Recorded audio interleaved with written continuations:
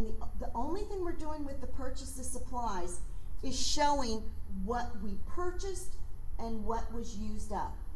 What if we said we purchased 20 and we used up 22? Then we have nothing to add. If anything, we're Actually, going to take away. reduce our fund balance to 0. Do you see what I mean? We would have taken it from the fund balance. But all we care about is what's currently going on here. Would that entry just be backwards then, the bottom entry? We had to take away from it? If we had a supplies inventory, exactly, we would end up having negatives. Do you see what I'm saying? Which really isn't going to happen per se, the way this method is being used. Okay, guys, let's move on to the consumption method. So, let's look at how it's going to be different in the consumption method. What are we going to show for consumption method? Are we going to show supplies expenditure, or are we going to show supplies inventory for 22,000, accounts payable 22,000, and this is to record the acquisition of supplies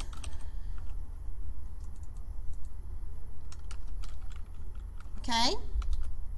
Then how much did we pay? Do you see how that is the same journal entry as if it's the consumption or purchase method? It's the same.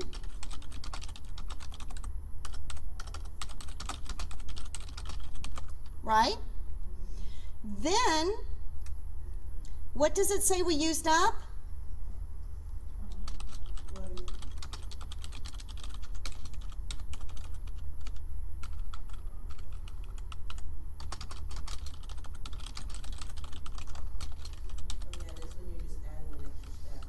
Yep, and then we've got fund balance, unassigned, 2,000. Then we say fund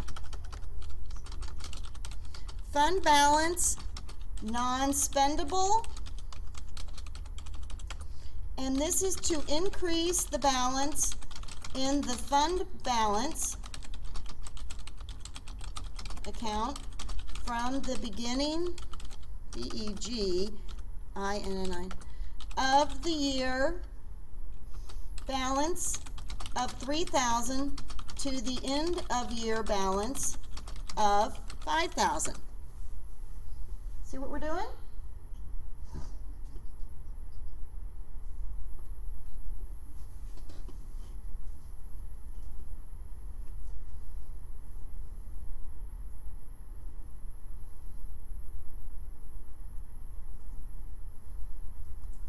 Okay? Know that one, guys. Let's go to a problem. Are we okay? Do you guys have the time? Are we looking okay? Do you understand those are the keys? And as you can see, the payroll's not going to be that big a deal. It's going to be the supplies, the purchases versus the consumption. It's going to be your big key here. Okay, so let's just take, because you'll probably get a question like this. If you look at exercise 5.3, comment on any differences between the two as they would affect the general fund balance sheet or its general fund statement of revenues and expenditures. Again, you guys take the time, you have your solutions online, don't you, Carmen? Take time to look at the answer here. It's in the book. Understand why they're different. Basically, we've got the same ending inventory sitting, but how are they being recorded different? Okay? In one, we treat it all as expenditures from the start. In the other, we treat it as an asset, kind of supplies inventory. And then under the consumption method, we show it's used up. Supplies expenditure. Do you see under the purchases, we automatically show supplies expenditure right away? And then under the consumption method, we only show the supplies expenditure when we use it. Okay? So it's the same as with GAAP. GAAP, you can do it either way. You can throw it immediately into expense or throw it into an asset. You can do it either way. You can generally, though, you throw it into an asset, generally speaking. Exercise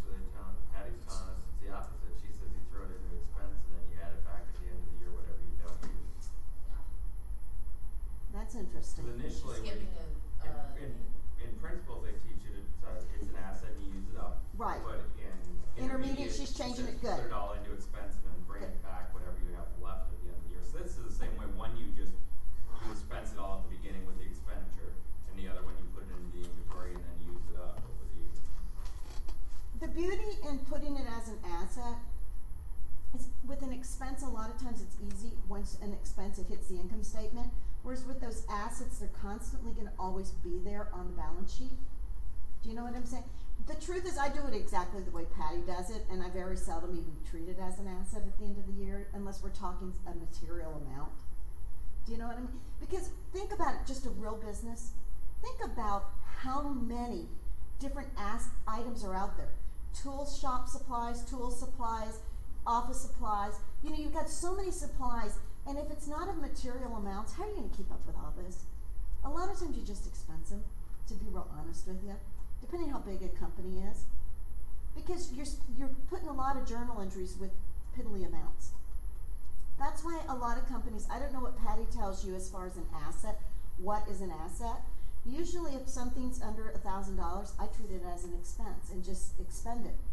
Because to depreciate $1,000 over 7 years, Pretty silly. you know, I mean, generally with the IRS, they're not gonna care if it's under $1,000. Now, if I do $10,000, I better be able to, with the IRS, be able to Section 179 it, if you guys are familiar with that. How many of you are taking tax right now? Okay, so, you know, but to have 600 assets, you're depreciating 30 and 40 bucks a year is just ridiculous. You know, your fixed assets sheets are going to be hundreds of pages, where you gotta have a limit. You know, and as things, I don't know, with inflation, every company's different though. Generally speaking, I keep it at $1,000. And then, like, if I've got a company that's, you know, grossing 8 and 9 million, I might keep it at $5,000, just because it's so piddly. It's too much work when you're dealing with thousands of transactions. Okay, does that make sense, what I'm telling you? So you were looking at number Problem? question 3 under 5.3. I want you to look at that and understand what the differences are, okay? And the answers are online for that. Okay. Everything's online there. Okay. Isn't that the one we just did? Yeah, but in part 3. Okay, Oh. now, we are going to, and I will update it in the, online, but we're going to only do some problems as they relate to supplies and payroll. So 5.3 is, one we're gonna handle, and 5.4. Problem 5.3 and problem 5.4. You just did 5.3. We did exercise 5.3. Oh, how? Yes, darling. That's what our homework is gonna be? Correct. It's only gonna be, I think you've got like 7 problems, and I'm going to change them to only those that are relating to supplies. We're not dealing with non-exchange revenues, our expenditures, we're not dealing with paying down debt or pension monies, okay? So let's take a look at 5.3. Can we do that? Yeah. 216.